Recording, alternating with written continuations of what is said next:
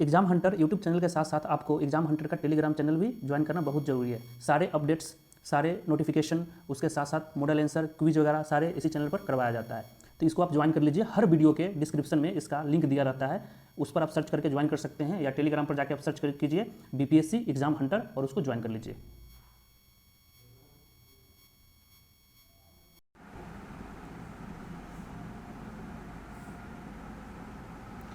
Hello everyone, welcome to exam hunter. So दोस्तों, we are going to discuss the mains strategy. ठीक है ना। अभी जो 67वां जो PT हुआ है, उसके बाद कटअप गेम हो गया, सारे कटअप कर लिए कि इतना कटअप जाएगा उतना कटअप जाएगा। अब जो भी हो, अब हम लोग क्या करेंगे, यहाँ पर मेंस को डिस्कस करेंगे कि कैसे हम लोग मेंस को क्लियर करें। ठीक है। तो आपको पता होगा कि जो BPSC है उसमें 4 पेपर होते हैं। पहला होता है दोस्तों हिंदी, वो आपका होता है क्वालिफाइंग, तो इसमें ज़्यादा समय देने का नहीं है। ठीक है। इसको आप 2, 3, 4, 5 दिन भी पढ़ लोगे, प्रीवियस ईयर कर लोगे ना, तो इसको निपटा दोगे, तो इसमें टेंशन लेना नहीं है। जो आपका मेरिट उठाएगा वो उठाएगा 3 पेपर, जो होता है GS1, ठीक है, उसके बाद GS2 और होता है एक ऑप्शनल। ठीक है। तो अगर आप मेंस लिख रहे हैं तो तीनों पेपर के बारे में आपको आइडिया होगा। तो यहाँ पर हम देखेंगे कि हम इस तीनों में किस पर ज़्यादा मेहनत करें, किस पर स्मार्ट तरीके से मेहनत करना है कि हम सिलेक्शन ले लें। अगर हम कटअप की बात देखते हैं दोस्तों, तो जो 63वां, 60वां, 62वां और 63वां में है ना, कटअप ज़्यादा था और मार्किंग भी बहुत बढ़िया होता था, 180, 90 सारे सब्जेक्ट में। लेकिन ये ट्रेंड जो है ना 64वां के बाद चेंज हो गया है, एवरेज मार्किंग होने लगा है। और कटअप देखोगे तो फाइनल कटअप जो जाता है दोस्तों 530 से 540 के बीच में जाता है। ये 63वां, 64वां, 65वां और 66वां में यही ट्रेंड था। ठीक है। तो इसी के आधार पर हम देखेंगे कि किस तरह से हमको मेहनत करना है। यहाँ तक क्लियर हो गया। अब देखिए, अब देखिए हमें करना क्या है। अगर आप देखोगे दोस्तों तो GS1 के बारे में हम लेते हैं। तो GS1 में आपको पहला सेक्शन जो आता है वो हिस्ट्री का आता है। ठीक है। जो दूसरा सेक्शन होता है दोस्तों वो होता है IR और करंट का, जिसमें आप इंटरनेशनल, नेशनल मुद्दा, करंट अफेयर्स में जो सरकार की कोई नीति है और साथ ही साथ कोई इंपॉर्टेंट स्कीम्स, इंडेक्स वगैरह ये सब जो आ गया, ये सभी यहाँ पर पूछ देता है। और तीसरा जो सेक्शन है स्टैट्स। ठीक है। स्टैट्स जो मैथमेटिक्स का जो कुछ सवाल होते हैं, जिसमें आपको 2 क्वेश्चन करने होते हैं आउट ऑफ 4 में। यहाँ तक क्लियर हो गया। तो ये GS1 में ओवरऑल पूछा जाता है। तो अब देखो, अब क्या है कि सिलेक्शन लेने के लिए कुछ बातें आपको याद रखना होगा। तो सिलेक्शन लेने के लिए कुछ बातें आपको दोस्तों याद रखना होगा कि हमको किस एरिया पर फोकस करना है। ठीक है। किस एरिया पर हमको फोकस करना है कि हम लोग ज़्यादा स्कोर ले पाएंगे। तो अगर आप देखोगे दोस्तों तो GS1 जो है, इसका एवरेज मार्किंग और GS2 और ऑप्शनल का हम लोग देखने जा रहे हैं कि किसमें कितना मार्क्स उठता है। ठीक है। तो GS1 में बहुत ही हाई चांस होता है कि आप दोस्तों कितना 160 प्लस नंबर उठा सकते हो। ठीक है। अब कैसे उठाओगे और GS2 में वो बताएंगे आपको। अब GS2 में देखो तो 130 से 150 के बीच में नंबर जाता है। अगर आप अच्छे लिखे हो तो 150 के ऊपर भी आता है, लेकिन बहुत रेयर चांस होता है। और इवन GS2 भी बहुतों को डुबा देता है। इवन आप देखे होंगे कि 110 से 120 के बीच में भी स्कोर रहता है GS2 में। अब क्यों रहता है वो मैं बताऊंगा आपको। और ऑप्शनल तो सदाबहार है। कुछ ऑप्शनल है जैसे PSIR, तो इसका परफॉर्मेंस हमेशा ख़राब रहता है। ठीक है। कुछ ऑप्शनल है ज्योग्राफी, सोशियोलॉजी और टेक्निकल सब्जेक्ट जैसे मैथमेटिक्स हो गया, ये सब का बहुत ही बूम रहता है। ठीक है। तो हम डिसाइड करेंगे कि कौन से एरिया को हमें ज़्यादा फोकस करना है। अब देखो, अब दोस्तों GS1 का देखो, अगर आपका GS1 और ऑप्शनल पर कमांड है, ठीक है ना, तो आप सिलेक्शन ले सकते हो। कैसे? तो GS1 में जो हिस्ट्री का जो क्वेश्चन होते हैं, GS1 में जो हिस्ट्री का क्वेश्चन होते हैं दोस्तों, वो हमें 3 करने होते हैं। कितने करने होते हैं? 3। और 3 में जैसे क्या है कि बहुत रिपीटेड क्वेश्चन आते हैं। आपको आर्ट एंड कल्चर से 3 क्वेश्चंस करने होंगे, 3 टॉपिक्स करने होंगे। वो रिपीटेड आएगा, हर साल रोटेट होके आता है। उसके बाद रिवोल्ट है, जैसे ट्राइबल रिवोल्ट में बिरसा मुंडा, संथाल, उसके बाद अदर ट्राइबल रिवोल्ट हो गया। उसके बाद आपको मूवमेंट में देख लो, जो सत्याग्रह, चंपारण सत्याग्रह हुआ था, क्विट इंडिया, पीजेंट्स मूवमेंट, इन तीनों में से एक न एक क्वेश्चन आते हैं। एजुकेशन से आते हैं, वेस्टर्न एजुकेशन और टेक्निकल एजुकेशन जो बिहार में हुआ है। उसके बाद कुछ थॉट्स हैं, जैसे गांधी का विचार, नेहरू का विचार के बाद आप क्या करोगे दोस्तों, नेहरू के विचार के बाद आपको लोहिया का करना होगा, रविंद्रनाथ टैगोर का करना होगा, जेपी का करना होगा। तो ये सब जो 15 के आसपास, 12-15 के आसपास जो टॉपिक है दोस्तों, अगर आप उसको कर लिए, 12 से 15 के आसपास टॉपिक है, उसको आप अगर आप कर लिए तो आप क्या कर लोगे, हाई चांस है कि आप इसमें अच्छे हिस्ट्री में 100% आप क्वेश्चन लड़ा दोगे। अब देखना, आप प्रीवियस से उठा के देखो, यही सब क्वेश्चन आते हैं। और सेकेंड जो इसका जो फर्स्ट GS1 में फर्स्ट सेक्शन हिस्ट्री होता है, सेकेंड IR और करेंट अफेयर्स, तो ये सबसे इम्पोर्टेंट है और सबसे लेंदी है। अब पूरे एक साल का आप सोचो, आप जो विदेश में जो घटनाएं घटी हैं, अपने देश में जो घटनाएं घटी हैं, साथ ही साथ जो इम्पोर्टेंट करेंट अफेयर्स है, उसके अलावा करेंट अफेयर्स के साथ साथ जो स्कीम्स है, इंडेक्स है, ये सब सारे इसमें आ जाता है। ठीक है, तो IR का कुछ मुद्दे देख लो। जैसे अगर आप अब पढ़ना क्या है, तो हिस्ट्री के लिए आप कोई भी आप उठा सकते हो, बिहार के इतिहास के लिए इम्तियाज अहमद से हेल्प ले सकते हो, मार्केट में नोट्स है उसको उठा सकते हो। बाकी हम लोग अपने टेस्ट सीरीज जो मॉडल आंसर देते हैं उससे आपको हेल्प हो जाएगा।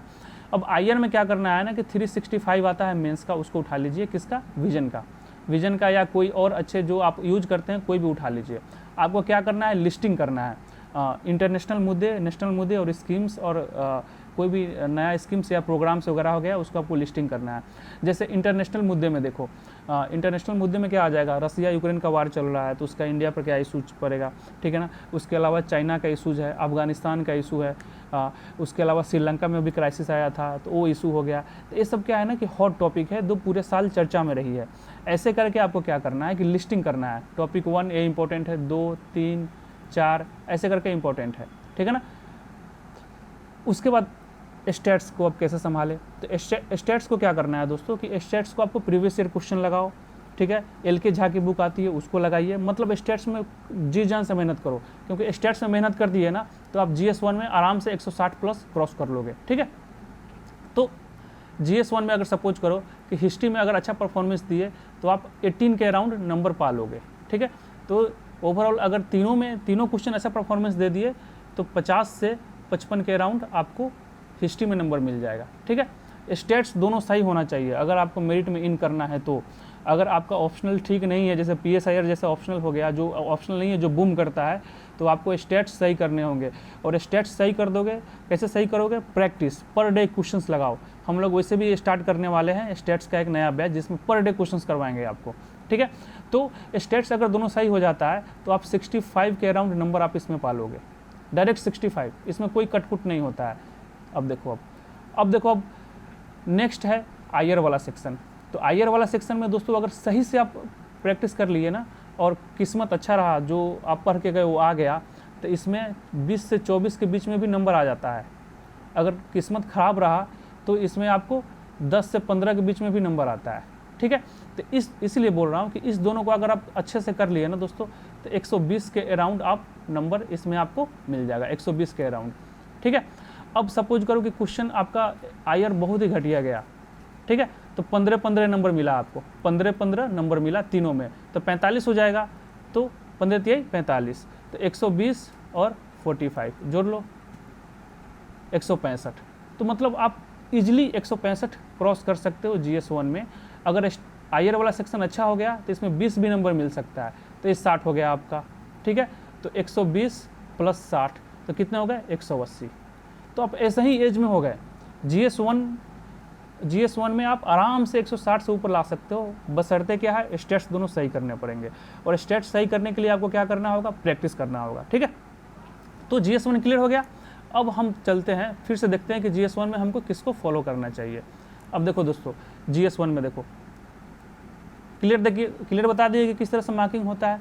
तो GS1 में हिस्ट्री, तो हिस्ट्री में देखो आप बिहार का इतिहास सबको पढ़ना पड़ेगा क्योंकि उसी से क्वेश्चन सब होते हैं। तो प्रीवियस ईयर हिस्ट्री बहुत ही आसान है, हम लोग मॉडल आंसर भी देते हैं, उससे कवर हो जाएगा। या मार्केट में जाइए, कोई भी अच्छा नोट्स है उसको उठा लीजिए, हिस्ट्री आसान हो जाएगा, उसको कवर कर लीजिए। और टेस्ट सीरीज वगैरह ज्वाइन किए हुए हैं, जो हमारे टेस्ट सीरीज ज्वाइन किए हुए हैं, अगर आपसे अच्छे जो आपका जो आंसर चेक होकर इवेल्युएशन होकर नंबर मिल रहा है, उसके अलावा भी आपसे जो अच्छे बच्चे हैं उनके आंसर को देखिए। हम लोगों ने टॉपर्स का भी आंसर ग्रुप में डाला हुआ है, उसका देखिए, फिर उससे कंटेंट उठाओ, ठीक है, फिर लिखो।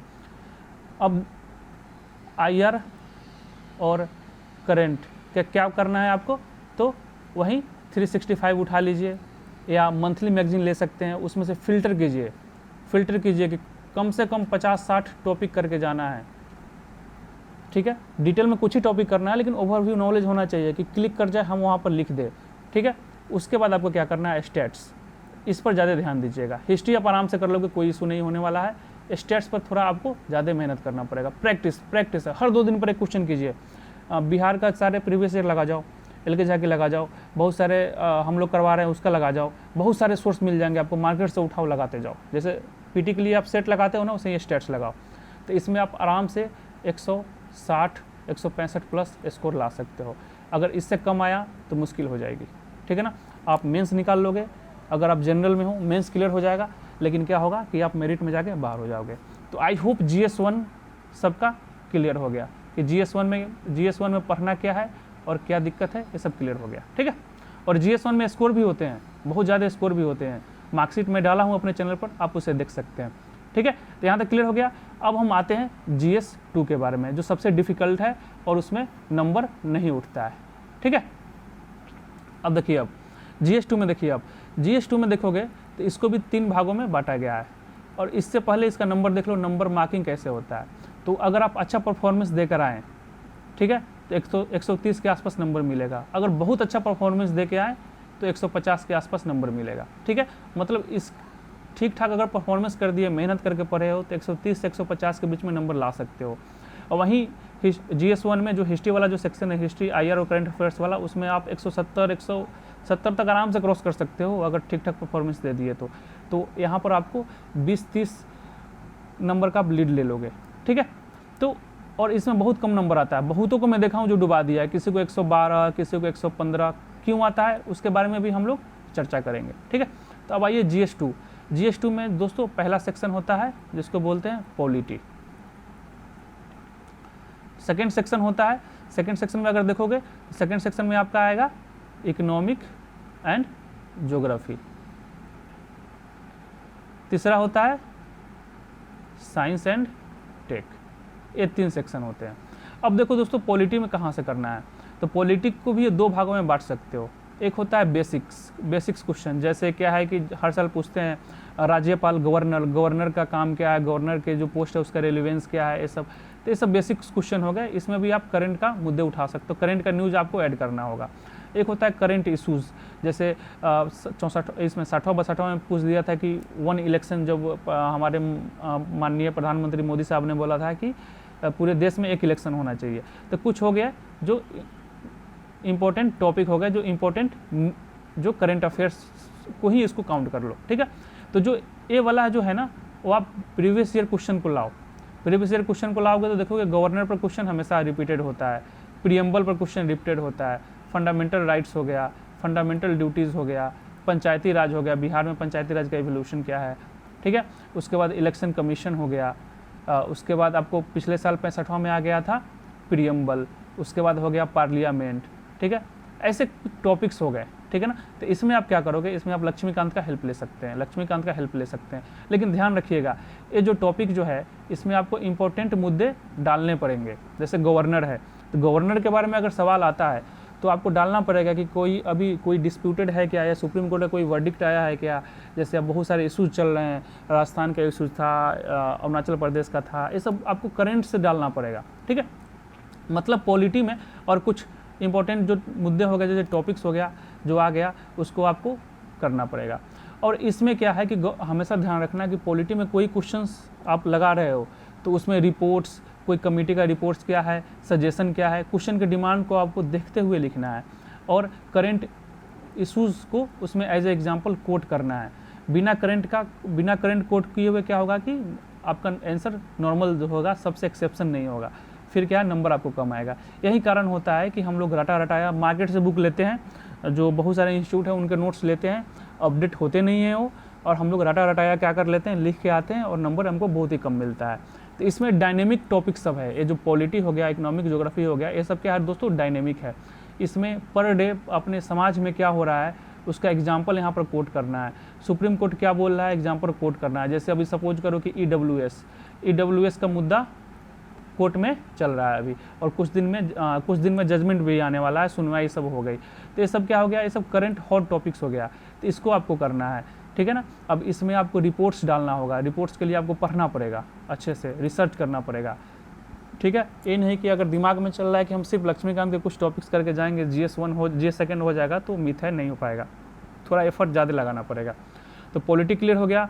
अब हम आते हैं दोस्तों इसके बारे में, इकोनॉमिक्स एंड ज्योग्राफी के बारे में देखते हैं। अब देखिए, अब जो GS सेकेंड का जो सेकेंड सेक्शन है जो होता है इकोनॉमिक्स एंड ज्योग्राफी, ठीक है। अब देखो, अब ये जो सोच रहे हो ना कि इकोनॉमिक एंड ज्योग्राफी जो कंसेप्चुअल टर्म होते हैं वो एग्जाम में कभी नहीं आता है। जैसे इकोनॉमिक्स में देख लो, रेपो रेट कभी नहीं पूछेगा, मॉनेटरी पॉलिसी ये सब कभी नहीं पूछेगा। तो ये सब जो टेक्निकल टर्म है ना, इसमें ज़्यादा दिमाग लगाने का नहीं है, ठीक है। ज्योग्राफी में सुनामी कभी नहीं पूछेगा, ठीक है ना, ये सब कभी नहीं पूछता है। जो टॉपिक्स है ना, जैसे कुछ टॉपिक इसमें भी लिस्टेड हो जाता है, जैसे एग्रीकल्चर, तो ये टॉपिक्स इकोनॉमिक्स में भी आप पढ़ सकते हो, उसके अलावा आप किस में पढ़ सकते हो, ज्योग्राफी में भी पढ़ सकते हो। इस पर क्वेश्चन भी आता है। MSME या सर्विस सेक्टर में देख लो, या इंडस्ट्री देख लो, ये ऐसे ऐसे टॉपिक्स हमें करना है, ठीक है ना। पॉवर्टी हो गया, फूड सिक्योरिटी हो गया, पॉपुलेशन हो गया, तो ऐसे ऐसे नॉर्मल टॉपिक्स आते हैं। या कोई रिपोर्ट्स आ गया, जैसे मल्टी पॉवर्टी इंडेक्स अभी आ गया है, ये पूछ सकता है। या कोई बिहार से रिलेटेड कोई रिपोर्ट आया है, या कोई इशूज़ आया है, ये सब पूछ सकता है। जो टेक्निकल जो ज्योग्राफी है और जो टेक्निकल टर्म है इकोनॉमिक्स में, वो सब पूछता नहीं है, तो उसमें दिमाग लगाने का नहीं है, ठीक है ना। अब इसको आप टॉपिक को फिल्टर, सबसे पहले आपको करना क्या है कि टॉपिक को फिल्टर कीजिए। प्रीवियस ईयर उठाइए, देखिए, तो आपको पॉपुलेशन एक टॉपिक मिल जाएगा। सेकेंड उठाइएगा तो इंडस्ट्री टॉपिक मिल जाएगा, इसमें आपको सर्विस सेक्टर, इंडस्ट्री में आपको MSME हो गया, MSME काफ़ी इंपॉर्टेंट हो जाता है। उसके बाद प्राइमरी सेकेंडरी टर्सरी सेक्टर के बारे में थोड़ा ध्यान दीजिए। उसके बाद एग्रीकल्चर हो गया, उसके बाद आपको पॉवर्टी हो गया, ठीक है। उसके बाद डेवलपमेंट हो गया, इकोनॉमिक डेवलपमेंट, ये सब होता है, प्लानिंग कमीशंस, ऐसे ऐसे आपको क्या करना है, प्रीवियस ईयर क्वेश्चंस को उठाना है और उसको फिल्टर कर लेना है और उस टॉपिक को अच्छे से करना है। जैसे सपोज करो कि आप MSME के बारे में कर रहे हो, तो MSME के बारे में आपको क्या है, सबसे पहले करना है क्या है MSME का, डिफिनेशंस क्या है, कुछ चेंजेस तो नहीं हुआ है, MSME का काम क्या है। अभी 67th में इस पर क्वेश्चन भी आया था, तो डिफिनेशंस नया चेंज हुआ है, उसके अकॉर्डिंग इससे रिलेटेड कोई डाटा वगैरह कुछ है कि नहीं, उसको आपको डालना पड़ेगा। कोई रिकमेंडेशन आया है कि नहीं कोई कमेटी का, उसको डालना पड़ेगा। अभी स्थिति क्या है इंडिया में, मतलब MSME का, उसको डालना पड़ेगा। और स्थिति और उसको सपोर्ट करने के लिए कोई डाटा वगैरह कोई डालना पड़ेगा, कोई कमेटी उमेटी का। उसके बाद आपको वे फॉरवर्ड ये सब करना पड़ेगा, ठीक है ना। तो इस तरह से आपको करना पड़ेगा, तब आपको जाके इकोनॉमिक ज्योग्राफी वाला सेक्शन होगा। अभी हम आते हैं इसके में और डिटेल में हम करेंगे, क्योंकि सबसे देखो, आप इसके लिए आपको कुछ टेक्निक्स है वो आपको करना पड़ेगा। जैसे कि जो सेक्शन सेकंड है पॉलिटी का, हमने डिस्कस कर लिया। पॉलिटी का क्या है कि आप न्यूज़ में जो घटनाएं चल रही हैं उसको कोट करो। अब हम लोग क्या करेंगे, इकोनॉमिक एंड ज्योग्राफी। पॉलिटी के लिए आपको क्या कर सकते हो, पॉलिटी के लिए एक बुक है लक्ष्मीकांत, उसके अलावा आप मैगजीन्स, मंथली मैगजीन्स फॉलो कीजिए, खासकर 365 देख लेना, उसमें पॉलिटी के जो इंपॉर्टेंट न्यूज़ होंगे उसको आप फॉलो करके उसको आपके नोट्स में इनकलकेट कर लेना। अब इकोनॉमिक ज्योग्राफी हो गया, तो टॉपिक्स को फिल्टर करना है। अब आपको क्या करना है ना कि इसमें बहुत सारे डाटा का जरूरत पड़ेगा, ठीक है। तो डाटा के लिए आपको क्या करना है, आपको इकोनॉमिक सर्वे पढ़ना होगा, इकोनॉमिक सर्वे, खासकर बिहार का। अब ये मत सोचिए कि करंट अफेयर्स के जो करंट अफेयर्स का जो प्रीलिम्स के लिए जो पढ़ रहे थे उसके इकोनॉमिक्स अफेयर्स से काम चल जाएगा, नहीं, थोड़ा डिटेल में पढ़िए इसको। और उसके जो डाटा है, कंसेप्ट है, जो भी बिहार की स्थिति है उसको कोट करिए। कोई भी क्वेश्चन आएगा उसमें इसको कोट करिए डाटा को। बजट पढ़िए आप, बजट ये सब पढ़ना पड़ेगा, ठीक है ना। और कोई जो डाटा आया है, डाटा को कलेक्ट कीजिए। जितना इन्फॉर्मेशन आप डाटा को कलेक्ट कर सकते हैं ना, उतने ज़्यादा आप स्कोर कर सकते हैं GS2 में। मतलब क्या है कि GS2 इज ऑल अबाउट कि आप स्टैटिक्स को आप कैसे करंट से लिंक कर रहे हैं, करंट से आप कैसे लिंक कर रहे हैं। जो नॉर्मल क्वेश्चन से, जो बेसिक्स क्वेश्चन है उसको आप करंट ओरिएंटेड आप कैसे बना रहे हैं, कैसे डाटा डाल के आप उसको और निखार रहे हैं। ये क्या है, it's all about economic and geography and polity, ठीक है ना। इस समय यही करना होता है हमें, तो ये सब आपको करना होगा।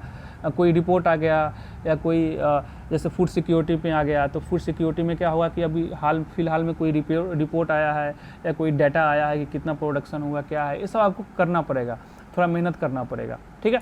उसके अलावा क्या है कि लास्ट में आपका बच गया साइंस एंड टेक। ठीक है, तो साइंस टेक में भी आपको फिल्टर करोगे तो कुछ ऐसे टॉपिक्स हैं ना जो हमें करके जाना है, स्वाभाविक है कोई इंपॉर्टेंट नहीं है, जैसे बायोटेक्नोलॉजी हो गया, नैनो टेक्नोलॉजी हो गया।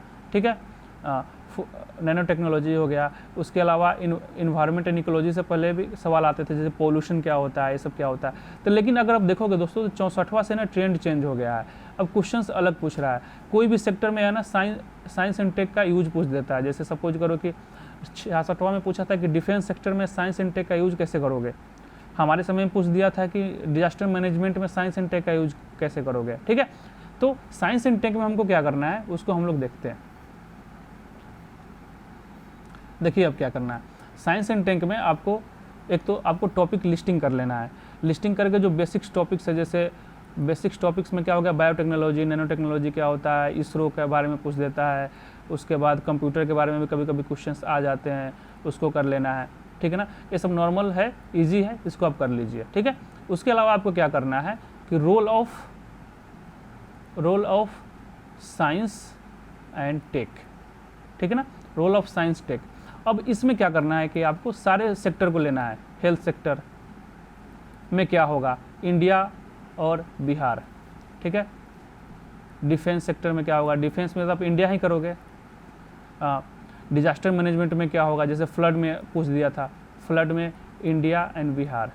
ठीक है, उसके बाद और कोई सेक्टर आ गया क्या, और कोई सेक्टर आ गया जैसे रूरल डेवलपमेंट हो गया या गवर्नेंस हो गया, इसमें इसका साइंस एंड टेक का यूज क्या करना, कैसे करोगे, इंडिया एंड बिहार। मतलब क्या है कि जितने भी सेक्टर है, वीमेन एंड चाइल्ड डेवलपमेंट वाला सेक्टर हो गया, उसके बाद एजुकेशन वाला सेक्टर हो गया। ठीक है, तो इस समय क्या करना है कि आपको सेक्टर जितने भी हैं उसको आपको लिख लेना है और सब में साइंस एंड टेक का यूज क्या होता है उसका इस्तेमाल कर लेना है। जैसे क्वेश्चन पूछा था कि बिहार में बाढ़ जो फ्लड है उसको रोकने के लिए आप साइंस एंड टेक्नोलॉजी का कैसे इस्तेमाल कर सकते हैं।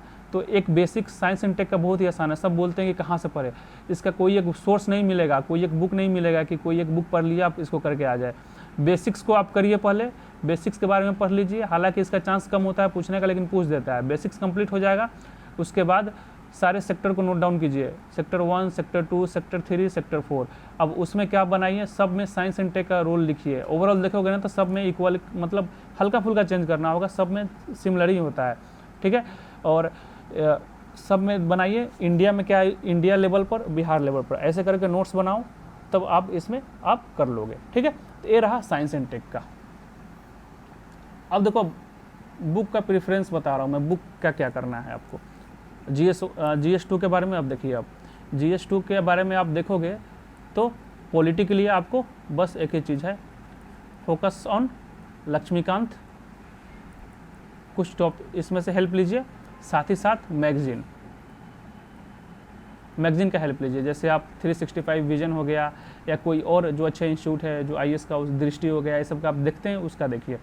और जो बेसिक्स है और जो करंट है उसको इंटरलिंक्ड कर दीजिए। ये दोनों जब कर दोगे ना तो क्वेश्चन कोई भी होगा उस पर्सपेक्टिव से लिखोगे तो आप अच्छे नंबर पाओगे ही पाओगे।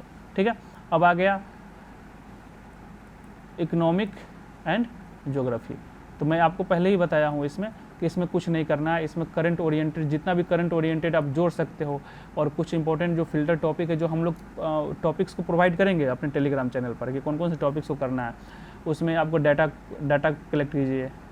ठीक है ना, डाटा कलेक्ट कीजिए, साथ ही साथ आप डाटा कलेक्ट करने के बाद आपको क्या करना है, इकोनॉमिक सर्वे, बजट, इंडिया और बिहार सबका फोकस कीजिए। बिहार का जरूर पढ़ के जाइएगा, इकोनॉमिक सर्वे और बजट काफ़ी इंपॉर्टेंट है, पढ़ के जाइएगा कौन सा डाटा कहाँ पर इस्तेमाल करना है, हर जगह क्यों करो आप। ठीक है, उसके बाद करंट में कुछ रिकमेंडेशन आया है, गवर्नमेंट का कोई डिसीजन होगा, उसको एग्जाम्पल को कोट करिए, तब आपको इसमें नंबर मिलेगा। साइंस एंड टेक में मैं आपको बताया हूँ कुछ नहीं करना है, इसमें एक बेसिक्स को अच्छे से पढ़ लीजिए कि बायोटेक्नोलॉजी क्या होता है, इसका यूजेज क्या है, नैनो टेक्नोलॉजी क्या होता है, इसका यूजेज क्या है। उसके बाद हर सेक्टर में साइंस एंड टेक का यूज क्या होता है एज बिहार लेवल पर और इंडिया लेवल पर, उसका एक नोट्स बना लो तो हो जाएगा। ठीक है, अब इसमें इकोनॉमिक ज्योग्राफी में ना बुक क्या पढ़े, तो इसमें कोई है ना, कोई आपको एग्जैक्ट बुक मिलेगा नहीं, आप बहुत सारे हेल्प ले सकते हो। कोई इकोनॉमिक्स जैसे UPSC की तैयारी कर रहे हो तो आपको इकोनॉमिक्स की एक बुक आती है, नाम भूला हूँ, राकेश सिंह का। ठीक है ना, उससे आप MSME सब के बारे में जानकारी ले सकते हो, या आप इंटरनेट से मदद ले सकते हो, या आप मार्केट में जाइए कोई नोट्स उठाइए, जो अच्छे इंस्टीट्यूट हैं उनके नोट्स उठाइए, उनसे मदद ले सकते हो। ठीक है ना, कोई एक बुक चाह रहे हो कि कोई एक बुक मिल जाए, वो पढ़ के हम पूरे क्वेश्चन को अटेम्प्ट कर ले, तो पॉसिबल नहीं है। यही केस है साइंस एंड टेक में, ठीक है ना। साइंस एंड टेक में बेसिक्स जो है ना, वो आपको एक अग्रहरि का बुक आता है, अग्रहरि का, उससे आपको मिल जाएगा, अग्रहरि के बुक से आपको मिल जाएगा। लेकिन जो uses of science and tech है ना, वो आपको करंट अफेयर से मिलेगा। तो जो 365 उठाओगे, 365 क्यों इंपॉर्टेंट है, वो उठाओगे तो उसमें साइंस एंड टेक का जो करंट मुद्दे में जो न्यूज़ रहा है, उसका हेल्प से आप नोट्स को तैयार कर सकते हो। साथ ही साथ वो आपको 365 आपको इकोनॉमिक ज्योग्राफी में भी आपको हेल्प कर सकता है। तो ये ओवरऑल हुआ GS1 GS2 के बारे में। अब आइए ऑप्शनल के बारे में, ठीक है। तो देखो अब जिनका ऑप्शनल, दोस्तों जिनका ऑप्शनल जो स्कोरिंग ऑप्शनल है उसमें कोई दिक्कत तो है नहीं, ठीक है। लेकिन जैसे कुछ ऑप्शनल्स हो गए जो स्कोरिंग नहीं है, जैसे LSW, इसमें एवरेज नंबर मिलता है। ऐसा नहीं कि इसमें स्कोर नहीं होता है, स्कोर करते हैं, लेकिन देखा जाए तो मास जो बंदे होते हैं ना, उसको नंबर कम मिलता है, 150 के अराउंड। PSIR हो गया। ऐसे ऑप्शनल में जो आपका ऑप्शनल है, जो भी ऑप्शनल है, जो लग रहा है कि बहुत सालों से मार्किंग अच्छी नहीं हो रही है, उस केस में आपको GS1 में बहुत मेहनत करना पड़ेगा, क्योंकि यही है जो आपको बचा सकता है। 160 प्लस किसी भी हालत में आपको GS1 में लाना ही लाना है। GS2 में आपको 140 प्लस लाना ही लाना है किसी भी हालत में, ठीक है। तब अगर जैसे PSIR में है तो इसमें 130 के आसपास मिल जाता है, तब आप इन तीनों को मेकअप कर सकते हो, ठीक है। लेकिन कुछ ऑप्शनल ऐसे हैं जैसे ज्योग्राफी हो गया, सोशियो हो गया, ठीक है ना, हिस्ट्री हो गया, उसके बाद हिंदी हो गया, इस समय एवरेज नंबर मिलता है। इस समय मतलब आप 160 के अराउंड आपको नंबर मिल जाएगा, ठीक है। तो 160 के अराउंड मिल जाएगा, और GS1 में 160 के अराउंड ले लिए। अब GS2 में आप थोड़ा बहुत स्कोर कम भी कर लेते हैं, 130 125 के अराउंड भी ना, तो हाई चांस है कि आप अंदर घुस जाओगे, ठीक है। तो it's all about A optional का खेल हो गया। क्लियर हो गया यहाँ तक? मतलब ओवरऑल इसका निष्कर्ष यही निकला दोस्तों, ओवरऑल इसका निष्कर्ष क्या निकला कि आपको GS1 में अच्छे से मेहनत करना होगा। बिना मेहनत किए हुए GS1 आपका नहीं हो पाएगा, ठीक है, नहीं हो पाएगा। अब कैसे करना है, तो आप इसके लिए आप जितना राइटिंग स्किल्स, जितना राइटिंग करो उतना बेनिफिट है, ठीक है ना, जितना लिखो उतना बेनिफिट है। और हमारा जो बैच चल रहा है उससे जुड़ जाइए, हम लोग बहुत लिखवाते हैं, काफ़ी सब चीज़ लिखवा देंगे, विथ मॉडल आंसर भी प्रोवाइड होगा, ठीक है। तो ये रहा मेंस का स्ट्रेटजी कि कैसे मेंस को करना है, ठीक है। Focus on GS1। GS1 एक ऐसा सब्जेक्ट है जिसमें आप स्कोर कर सकते हो, GS2 में आप कर सकते हो, लेकिन इसमें कोई गारंटी नहीं है। इसमें गारंटी है कि आप अगर आप 2 सेक्शन इंपॉर्टेंट काफ़ी स्ट्रॉन्ग बना लिए, हिस्ट्री और स्टैट्स, तो आप बहुत बढ़िया कर सकते हो और आपका सिलेक्शन हो सकता है, ठीक है। और आपको इंटरव्यू में अगर आपको कम नंबर भी मिलता है, अगर 60 65 70 के राउंड भी मिलता है, तो आप इजली आप इसको स्कोर कर सकते हो। तो आई होप ये सेशन अच्छा लगा होगा। कोई भी कमेंट होगा आपको रिगार्डिंग, या मेंस का कोई भी बैच ज्वाइन करना होगा डेली आंसर राइटिंग का, वो आप हमसे जुड़ सकते हैं, और टेलीग्राम का लिंक दे दूंगा, उससे जुड़िए। बाकी आपको मिलते हैं वीडियो अगले सेशन में कुछ नए वीडियो के साथ। इस चैनल को देखने के लिए धन्यवाद दोस्तों, आपका दिन शुभ हो।